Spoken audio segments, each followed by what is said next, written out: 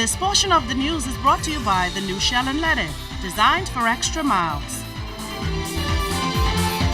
He's given a half of a century to the country as a trade unionist, and his list of accomplishments is long, including former senator, lead negotiator, and champion of the rights of Bahamian workers, in particular through his illustrious career as head of the Bahamas Communications and Public Officers Union. Friends, family, and colleagues of veteran trade unionist Keith Archer plan to celebrate his golden jubilee in the national trade union movement.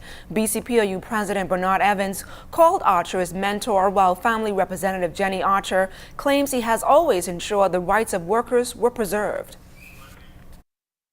Keith's indeed a legend, a storyteller, a youthful, jovial laugh, always chastising us and wanting to do what's best for everybody in this country. Enough can be said about Keith. There is no book. The volume would just be too great to say the many things that Keith has done and the lives he has touched throughout the length and breadth of this country. When you had the staff of the Overseas Department of PTC, at that time it was Patelco, where he made sure that the medical plan, the pension plan was implemented, that pregnant mothers were able to go and have the best of health care in this country. Now, a testimonial banquet will be held on Saturday, June 27th at the BCPOU Hall on Farrington Road. National Congress of Trade Unions of the Bahamas General Secretary Jennifer Isaacs Dodson says his honor is a long overdue for a man who has contributed to the development of the trade union movement and the Bahamas by extension. He is still someone, even though he works for the government, that you can go to for advice.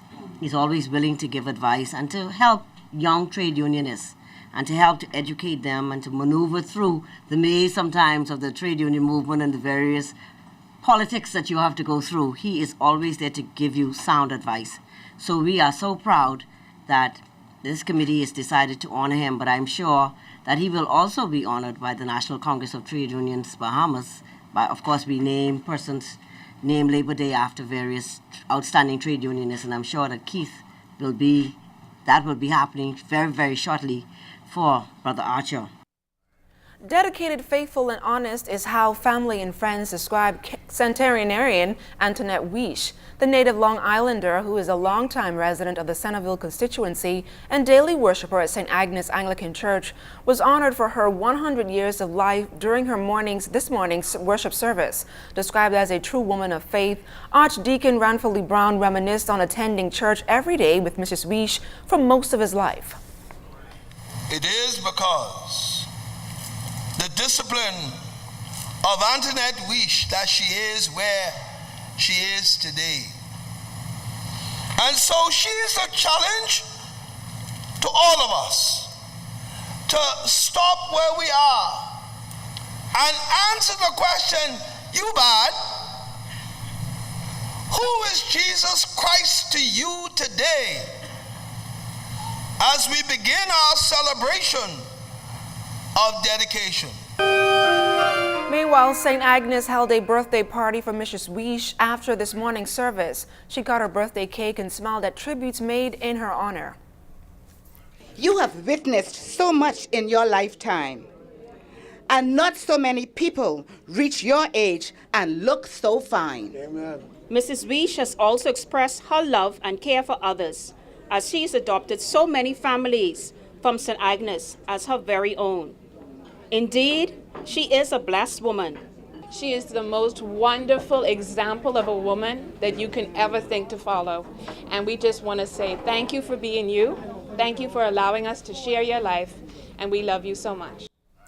You may be one of the hundreds who attended this weekend's Crab Fest in Fresh Creek, Andros. Of course, our Julian Gibson was also there and spoke to a number of patrons who enjoyed this much-anticipated cultural event.